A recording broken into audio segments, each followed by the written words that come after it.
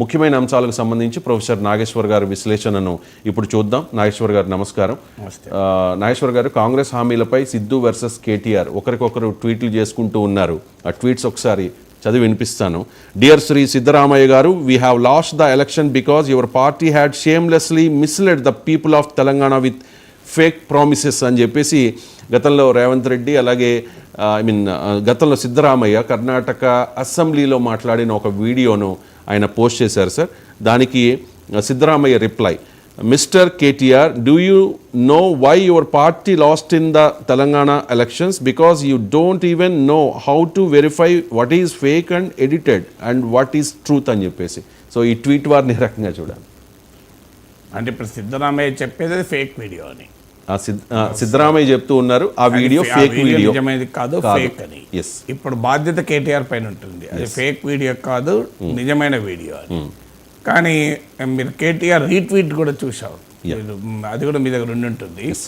సిద్ధరామయ్య ట్వీట్కు మళ్ళీ కేటీఆర్ కూడా రీట్వీట్ చేసినట్టున్నారు. సో అది అందులో అది ఫేక్ కాదు అని క్లెయిమ్ చేసినట్టయితే లేదు. దానిలో ఏమైనా ఉందంటే సార్, గ్యారంటీలను గాలి కొదిలేసి శ్వేతపత్రాలతో గారడీ చేస్తామంటే కుదరదు, ప్రచారంలో హామీలను ఊదరగొట్టి అధికారంలోకి రాగానే మభ్యపెడతారా, కుంటి సాకులతో పథకాలకు పాతరేస్తారా అని అది సిద్ధరామయ్య కాదు. అది ఎందుకంటే సిద్ధరామయ్య తెలుగు రాదు కదా. సో అది ఇంగ్లీష్లో, అది రీసెంట్ ట్వీట్. అది అంటే ఆ ట్వీట్ మళ్ళీ తెలంగాణ ప్రజల కోసం తప్ప సిద్ధరామయ్య దానికి కౌంటర్ కాదు కదా. సిద్ధరామయ్యకి రిప్లై ఇవ్వాలంటే ఇంగ్లీష్లో ఇవ్వాలి, తెలుగులో చెప్పినా కూడా. సో బట్ ఏదైనా ఆ వీడియో ఫేక్ అనేది సిద్ధరామయ్య వాదన. ఫేక్ వీడియో పైన కేటీఆర్ స్థాయిలో కామెంట్ చేస్తే ఆయన గౌరవం తగ్గుతుంది. ఎందుకంటే అది ఫేకా కాదా మొదలు వెరిఫై కావాలి. నిజంగానే సిద్ధరామయ్య అలా అని ఉంటే రాయితీలు ఈ హామీలు అమలు చేస్తున్న డబ్బులు లేవని డెఫినెట్గా ఆ క్వశ్చన్ వస్తుంది. కేటీఆర్ అది రైట్ క్వశ్చన్. కానీ ఇదివరకు కూడా మనకు ఎలక్షన్ టైంలో కూడా ఇలాగే డికే శివకుమార్ లెటర్ ఒకటి మీకు అప్పుడు కూడా వైరల్ అయింది.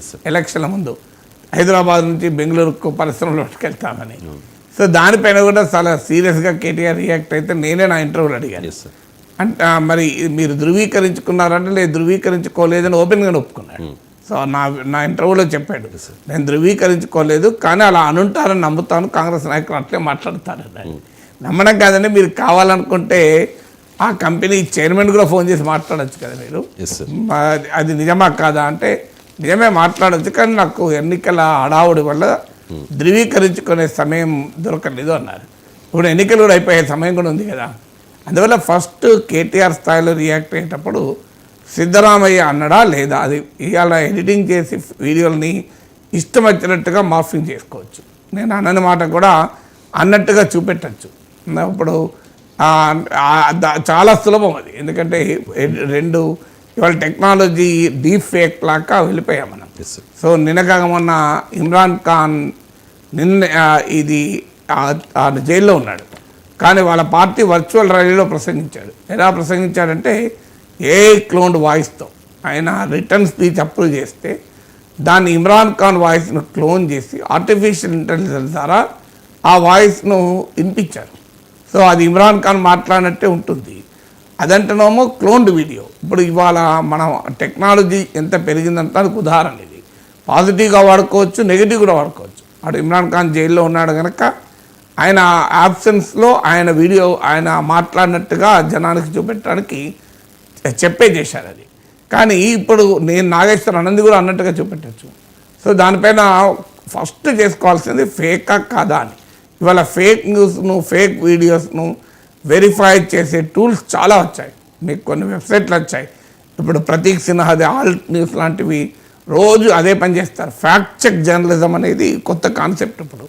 అందువల్ల కేటీఆర్ స్థాయిలో రియాక్ట్ అయ్యే ముందు ఆ వీడియో నిజమా కాదా, లేదు నిజం అనుకున్నప్పుడు రియాక్ట్ కావాలి, ఫేక్ అయినప్పుడు రియాక్ట్ కాకూడదు. మరి క్వైట్ అన్ఫార్చునేట్, మరి అది ఫేకా కాదా అనేది కౌంటర్ చేయలేదు కనుక మనము అది నిజం ఫేక్ అని సిద్ధరామయ్య క్లెయిమే నిలబడింది. ఎందుకంటే దానికి కేటీఆర్ కౌంటర్ చేయలేదు, ఫేక్ కాదు, నిజంగానే ఇది ఎడిటెడ్ వీడియో కాదు అని. సో ఇక మీరు అసలు మెయిన్ క్వశ్చన్లోకి వస్తే, ఇది హామీలు కాంగ్రెస్ పార్టీ ఎగ్గొడుతోందా, శ్వేతపత్రాల పేరు చెప్పి హామీలు ఎగ్గొట్టడానికి రంగం సిద్ధం చేస్తుందా అనేది కేటీఆర్ వాదన. నిజంగానే అలాగే చేస్తే ఖచ్చితంగా కాంగ్రెస్ నిలదీయాల్సిందే. ఎందుకంటే మాకు అంతకుముందు ఆర్థిక పరిస్థితి తెలియదు, ఇప్పుడే అర్థమైంది, మాకు ఇంత ఘోరంగా ఉందని అనుకోలేదు. ఇవన్నీ ఎన్ని చెప్పినా ప్రజలు యాక్సెప్ట్ చేయరు. ఎందుకంటే ప్రజలు నీవు ఇవన్నీ ముందే తెలుసుకొని హామీలు ఇవ్వాలి కదా అని అంటారు. అందువల్ల కాస్తంత బీఆర్ఎస్ చేస్తున్న పొరపాటు ఏంటంటే ముందే చెప్పారు మేము కొంత సమయం ఇస్తామని. ఇప్పుడు 9వ తారీఖు అమలు చేస్తామన్నారు, ఇవాళ 20వ తారీఖు. 11 రోజుల్లో ఆల్రెడీ 2 గ్యారెంటీలు అమలయ్యాయి. మీకు ఆర్టీసీ బస్సుల్లో మహిళలు ఉచితంగా ప్రయాణం చేస్తున్నారు, అది మన కళ్ళ ముందర జరుగుతుంది కదా. ఆరోగ్యశ్రీ లిమిట్ పెంచారు, ఈ 2 గ్యారెంటీలు అమలయ్యాయి. 6లో వితిన్ 11 డేస్లో అమలయ్యాయి. 10 డేస్ అయింది, అది వితిన్ 3-4 డేస్లోనే అమలయ్యాయి. తర్వాత ఈ సిలిండర్ సబ్సిడైజ్ సిలిండర్ కూడా పెన్షన్ కూడా త్వరలో అమలు చేస్తామన్నారు. సో దాంతో 4 గ్యారెంటీలు అమలవుతాయి. ఇక అమలు కానీ లేటుగా అమలు అయ్యేటి ఏముంటాయంటే డెఫినెట్గా రైతు బంధు, అందులో కౌలుదారులను గుర్తించాలి, వ్యవసాయ కూలీలను గుర్తించాలి. ఈ ప్రక్రియ 10 రోజుల్లో పూర్తయ్యే ప్రక్రియ కాదు. ఎందుకంటే మనం ఏ ప్రభుత్వానికైనా సమయం ఇవ్వాలి. ఆ మాటకొస్తే ఏ పార్టీ అయినా కొన్ని హామీలు అమలు చేయదు. మీకు ఇప్పుడు బీఆర్ఎస్ దళితులకు 3 ఎకరాలు అనే హామీ ఇచ్చింది ఎక్కడన్నా? మీకు అంతేందుకు 2018లో నిరుద్యోగ భృతి అన్నారు కదా, 2023లో నిరుద్యోగ వరకు కూడా 2000 నిరుద్యోగ భృతి అమలు కాలే కదా. మరి దానికి కేటీఆర్ కూడా సమాధానం చెప్పాల్సి వస్తుంది. మరి మీరు నిరుద్యోగ భృతి హామీ ఇచ్చారు, అమలు చేయలేదు, ఏం సంగతి అని. జగన్మోహన్ రెడ్డి మేము ఓపీఎస్ పాత పెన్షన్ విధానాన్ని పోతా అన్నాడు, అది అమలు కాలే కదా. అందువల్ల కొన్ని హామీలు ఎప్పుడు కూడా ఏ ప్రభుత్వం కూడా, నేను బీఆర్ఎస్ కూడా తప్పు పట్టడం లేదు, ప్రతి హామీ ఆ మాటకొస్తే హామీ ఇవ్వని కూడా మొదలుపెట్టారు. దళిత బంధు ఎన్నికల హామీ కాదు, అమలు చేశారు. అందువల్ల ఏ ప్రభుత్వమైనా 100% హామీలు అమలు చేయదు. కొన్ని ఎగ్జామ్షన్స్ ఉంటాయి, కానీ ఖచ్చితంగా మరి అప్పుడు బీఆర్ఎస్ ని కార్నర్ చేసిన వాళ్ళు ఇప్పుడు ఖచ్చితంగా అడుగుతారు కదా సార్. ఎందుకు అంటే రేవంత్ రెడ్డి ట్వీట్ లో అడగాలి కూడా. రేవంత్ రెడ్డి ట్వీట్